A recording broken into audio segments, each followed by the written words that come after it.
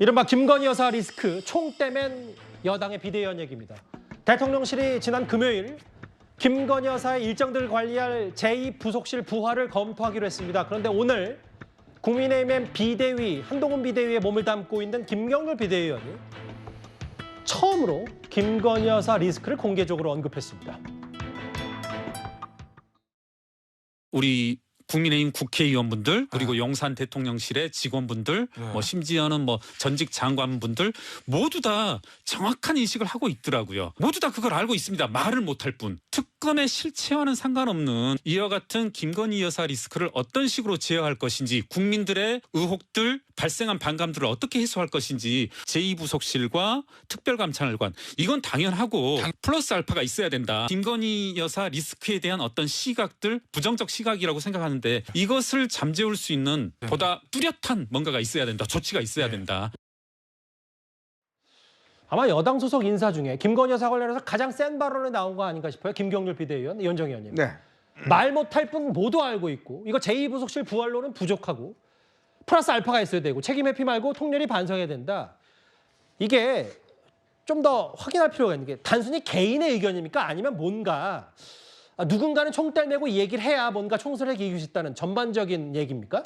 저는 김경률 위원의 이야기는 시중의 이야기를 저는 뭐 일반적인 이야기를 이야기한 게 아닌가 싶습니다. 아마 다 국민의힘 내부의 속내들은 저렇게 하고 있을 겁니다. 아마 대통령실 내에서도 참모들 중에서도 저런 견해가 있는 부분이 좀 뭐 있는 것 같고요. 그렇지만 이제 문제는 뭐냐면 지금 제2부속실 문제, 특별감찰관 문제, 사실은 그 문제로 이 위기를 넘길 수 있다고 판단하는 사항은 아닌 것 같아요. 자, 그렇다면 결국은 이제 대통령이 아마 신년 기자회견을 하실 것 같습니다. 예. 자, 그렇다면 이 문제에 대해서 국민들에게 지금 궁금한 게 많지 않습니까? 국민들이. 예. 그러면 이 부분에 대해서 얼마만큼 솔직하게 이야기를 하느냐, 그것도 양해를 구하느냐, 저는 그 과정이 필요하다고 봐요. 예. 그냥 그렇지 않으면 이 고비를 넘기기 어렵습니다. 아마 당에 저런 목소리가 지금 김경률 비대위원이 이제 했지만 내심 저렇게 생각하는 분들도 많고, 만약 이번 총선에서 국민들이 직접 운동하기 위해서는 대통령실에 저런 전향적인 입장 표명이 있어야 된다. 예를 들어서 지금 뭐 한간에 나온 이야기는 총선 후에 특검을 하자, 뭐 이런 이야기도 나왔지 않습니까? 예. 그게 뭐 대통령실에서 강력히 반대하긴 했지만 예. 그 정도는 아니다 하더라도 일단 우선 여러 가지 제기된 의혹의 문제에 대해서 아마 저는 대통령의 신년 회견 때 뭔가 유감 표명을 해야 되지 않겠는가. 유감 표명. 그리고 또 국민들에게 이런 절차를 통해서 이렇게 됐다, 좀 양해를 부탁드린다라는 정도의 이야기가 있어야지만 이 고비를 넘길 수 있지. 예. 지금 현재 그냥 2부속실만 만든다고 해서, 왜냐하면 2부속실이라는 게 역대 있어왔고 윤 대통령이 안 만든다고 그랬는데 사실은 그게 현실적으로 지금 만들 필요가 있는 거 아니겠습니까? 근데 단순히 그거 하나만 만드는 것으로 이 문제를 다 깨끗하게 덮을 수 없다는 거, 아마 그건 뭐 누구나도 저는 잘 알 것 같습니다. 이 의원 말씀은 제2부속실 부활과 특별감찰관 설치 여야 추천으로 이거 말고도 한 발 더 나가서 플러스 알파라는 게 대통령 신년 기자회견에서 김건희 여사 관련 유감 표명은 있어야 된다는 말씀이신 그렇죠. 거예요? 왜냐하면 설명을 해야 되잖아요. 아니 뭐 대통령실에서 말을 하는 순간 이 논란이 더 커진다라고 이야기를 하지만 예. 그러나 많은 국민들은 좀 그럼 대통령실은 무슨 생각인지, 그러면 그 명품백은 어디에 있는지 뭐 이런 부분에 대한 의문들은 분명히 있잖아요. 그런 부분에 대해서 국민들이 알 권리를 저는 대통령실이 만족시켜줘야 될 것이라는 생각이 듭니다. 저런 이제 용산 대통령실의 조치를 촉구하는 것과는 별개로 박원석 의원님. 네. 민주당에서는 이걸 재표결 시기, 그러니까 거부권 행사했으니까 다시 국회로 올 거 아니에요? 2월 이후여야 된다. 이런 것들, 뭐 권한제기 심판도 청구하겠다, 이런 것들이 일종의 국민에서 봤을 때 시간 끌기. 이거야말로 시간 끌기가 총선용으로 김건희 여사 특검 가져가려고 하는 거 아니냐, 이런 비판을 하던데요. 뭐 국민의힘은 그렇게 비판하겠지만 민주당으로서는 당연히 그런 정치적 고려를 할 수밖에 없겠죠. 이게 국회법상 정해진 시한은 국회가 법안을 통과시켰을 때 대통령이 거부권을 행사하는 기한은 정해져 있습니다. 15일 이내에 해야 됩니다.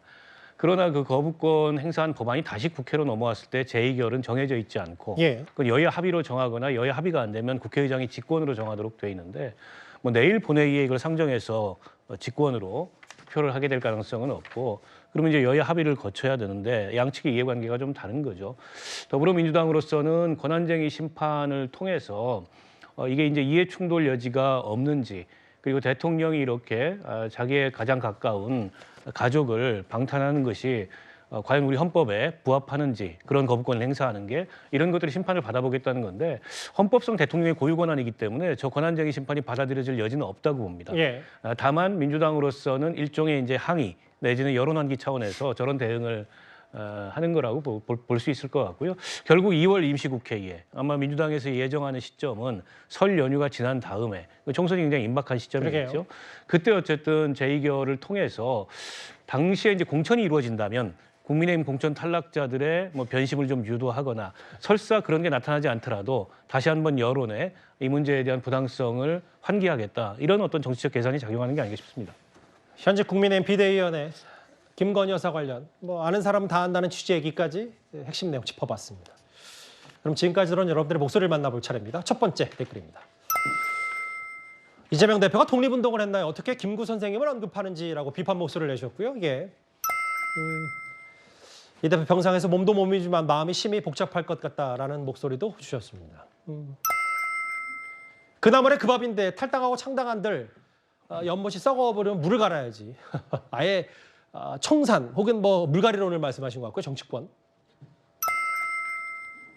특권 하나 내려놓는 게 그렇게 힘드냐 하셨고 시대에 맞지 않는 국회의원 특권 마지막 보겠습니다. 김건희 특검법 거부 때문이다라고 쓴소리 하신 분까지 댓글 5개 모두 감사드립니다.